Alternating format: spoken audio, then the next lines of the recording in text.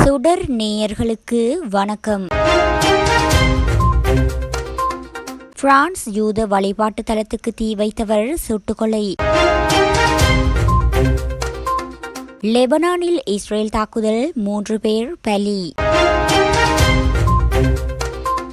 கார்கிவை கைப்பற்றும் எண்ணமில்லை ரஷ்ய பிரதமர். ஈரானில் திடீர் வெள்ளப்பெருக்கு, 7 பேர் பலி. மலேசியாவில் காவல் நிலையம் மீது பயங்கரவாத தாக்குதல், 2 போலீஸ்காரர்கள் உயிரிழப்பு. அமெரிக்க ஆளில்லா விமானம் மீது ஹவுதி கிளர்ச்சியாளர்கள் தாக்குதல். அமெரிக்காவில் கஞ்சா உபயோகிப்பது குற்றமல்ல, ஜோ பைடன். தைவான் நாடாளுமன்றத்தில் தகராறு, வெளியான பரபரப்பு காணொளி. இனி தொடர்வன விரிவான செய்திகள்.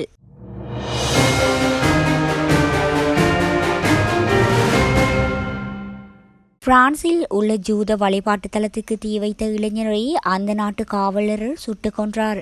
நார்மாண்டி மாகாணம் ரூவென் நகரில் உள்ள ஜூத வழிபாட்டு தலத்தில் தீப்பிடித்ததாக கிடைத்த தகவலை அடுத்து தீயணைப்பு படையினரும் போலீசாரும் அந்த பகுதிக்கு விரைந்தனர். குறித்த இளைஞர்தான் பெட்ரோல் குண்டு வீசி வழிபாட்டு தலத்தில் தீ வைத்தார் என்பது தெரியவந்தது. போலீசாரை கண்ட அந்த இளைஞர் அவர்கள் மீது இரும்பு தடியை தூக்கி எறிந்துள்ளார். பின்னர் தரையில் குதித்தபடி அவர் கத்தியை உயர்த்தியபடி ஒரு காவலரை நோக்கி ஓடி வந்துள்ளார். அதையடுத்து அந்த காவலர் இளைஞரை நோக்கி துப்பாக்கியால் 5 முறை சுட்டார். அதில் 4 துப்பாக்கி குண்டுகள் இளைஞர் மீது பாய்ந்து அவர் உயிரிழந்தார் என்று அதிகாரிகள் தெரிவித்துள்ளனர். தெற்கு லெபனானில் இஸ்ரேல் மேற்கொண்ட வான்வழி தாக்குதலில் 3 உயிரிழந்ததாக லெபனானிய அதிகாரப்பூர்வ செய்தி நிறுவனம் தெரிவித்துள்ளது. 8வது மாதமாக தொடரும் இந்த போரில் ஹமாஸுக்கு ஆதரவாக களமிறங்கியுள்ள ஹிஸ்புல்லாவின் தாக்குதல்களால் இஸ்ரேல் தனது தாக்குதலை எல்லைப் பகுதியிலிருந்து லெபனானின் உட்புறம் வரை விரிவுபடுத்தியுள்ளது. இறந்து போனவர்களில் 2 சிரியாவைச் சேர்ந்தவர்கள் எனவும் 1 லெபனானியர் எனவும் தெரிவிக்கப்பட்டுள்ளது. மேலும் இஸ்ரேல் எல்லைப் பகுதியில் ஹிஸ்புல்லா நடத்திய தாக்குதலில் 14 வீரர்கள் மற்றும் 10 பொதுமக்கள் பலியாகியுள்ளனர். ரஷ்ய பிரதமர் விளாடிமிர் புதின் வெள்ளிக்கிழமை தற்போதைக்கு கார்கிவ் நகரை கைப்பற்றும் எண்ணம் எதுவும் தங்களுக்கு இல்லை என தெரிவித்துள்ளார். ஆனால் ரஷ்ய நாட்டின் பெல்கோரோட் பிராந்தியத்தின் மீது கார்கிவில் இருந்து தாக்குதல் நடத்தப்பட்டதால் அந்நகரை பாதுகாப்பு மண்டலமாக ரஷ்ய படைகள் நிறுவியுள்ளன. சீனா பயணத்தின் முடிவில் ஹார்பின் நகரில் செய்தியாளர் சந்திப்பில் கலந்து கொண்ட விளாடிமிர் புதினின் கேட்கப்பட்ட கேள்விக்கு அவர் இவ்வாறு பதிலளித்துள்ளார். கார்கிவில் இருந்து தாக்குதல் நடத்தப்படுவதால் ரஷ்யாவின் பாதுகாப்பு பொருட்டு அங்கு பாதுகாப்பு வளையம் நிறுவுவது தேவையானது என புதின் தெரிவித்துள்ளார்.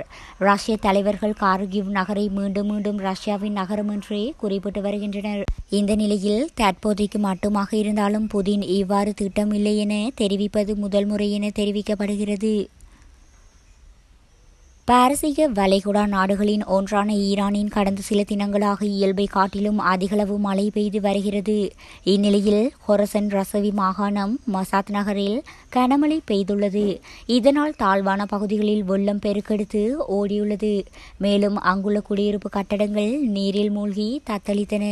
மின் கம்பங்கள், மரங்கள் ஆகியவை வேரோடு பிடுங்கப்பட்டு அடித்து செல்லப்பட்டன.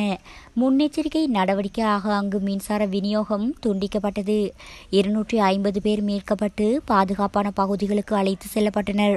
வெள்ளத்தில் அடித்து செல்லப்பட்ட காரில் சிக்கி உயிரிழந்த 2 பேர் உட்பட ஈரானில் கனமழைக்கு இதுவரை 7 பேர் உயிரிழந்ததாக அந்நாட்டின் பேரிடர் மீட்பு நிர்வாகம் தெரிவித்துள்ளது.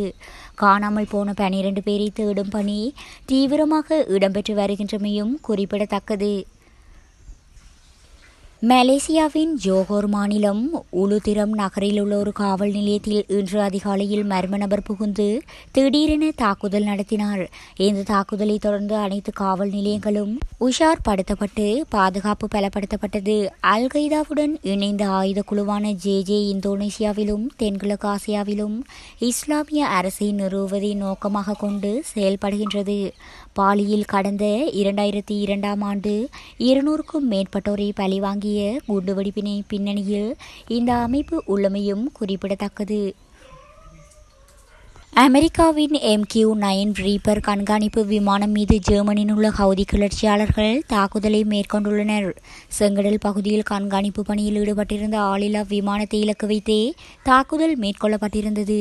காசா மீதான போர் ஆரம்பித்ததிலிருந்து ஜெர்மன் மீது அல்லது அதற்கு அருகில் சுட்டு வீழ்த்தப்பட்ட 4வது அமெரிக்க ஆளில்லா விமானம் இதுவாகும். போருக்கு எதிராக செங்கடல் மற்றும் அதற்கு அப்பால் உள்ள கப்பல்கள் மீதான தாக்குதல்களில் பயன்படுத்தப்பட்ட பல ஒருவழி ஹவுதி ட்ரோன்களைப் போலல்லாமல் மேம்பட அமெரிக்க ட்ரோன்களின் விலை $30 மில்லியன் அதிகமான பெறுமதியாகும். கஞ்சாவை குறைந்த ஆபத்து கொண்ட போதைப் பொருள் என மறுவகைப்படுத்தப்பட்ட அமெரிக்க அதிபர் ஜோ பைடன் தலைமையிலான அரசு முன்மொழிந்துள்ளதாக சர்வதேச ஊடகங்கள் செய்தி வெளியிட்டுள்ளன. ஹெரோயின் போன்ற போதைப் பொருட்கள் பயன்படுத்துதல் மற்றும் கடத்தல் போன்ற சம்பவங்களில் ஈடுபடுவதற்கு அதிகமான தண்டனை வழங்கப்பட்டாலும் கஞ்சா பயன்படுத்துவது தொடர்பான கைது நடவடிக்கை குறைந்த அளவே காணப்படுகின்றன.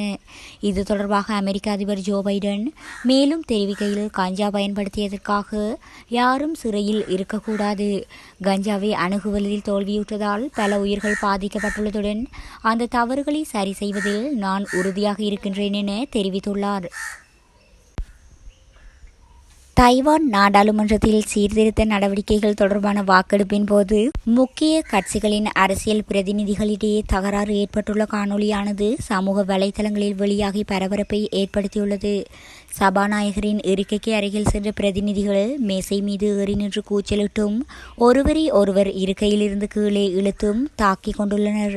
அத்தோடு தைவானில் பிரதான எதிர்க்கட்சி மற்றொரு கட்சியான தைவான் மக்கள் கட்சியுடன் கூட்டணி வைத்ததால் ஆளும் கட்சி பெரும்பான்மையை இழந்துள்ளது. இந்நிலையில் அதிபராக தேர்ந்தெடுக்கப்பட்டுள்ள லாய் சிங்தே இன்னும் சில நாட்களில் அரசு பதவி ஏற்க உள்ள நிலையில் இதை பயன்படுத்திய அரசாங்கத்தை விட நாடாளுமன்றத்திற்கு அதிக அதிகாரம் வழங்குதல் மற்றும் அரசின் முக்கிய பிரமுகர்கள் மீது கிரிமினல் வழக்குகள் பதிவு செய்தல் உள்ளிட்டவற்றை எந்த விவாதமும் முன்னறிவிப்புமின்றி நிறைவேற்ற பெரும்பான்மை வாக்குகள் கொண்ட எதிர்க்கட்சி முயன்றதே இந்த தகராறுக்கு காரணம் என தெரிவிக்கப்பட்டுள்ளது.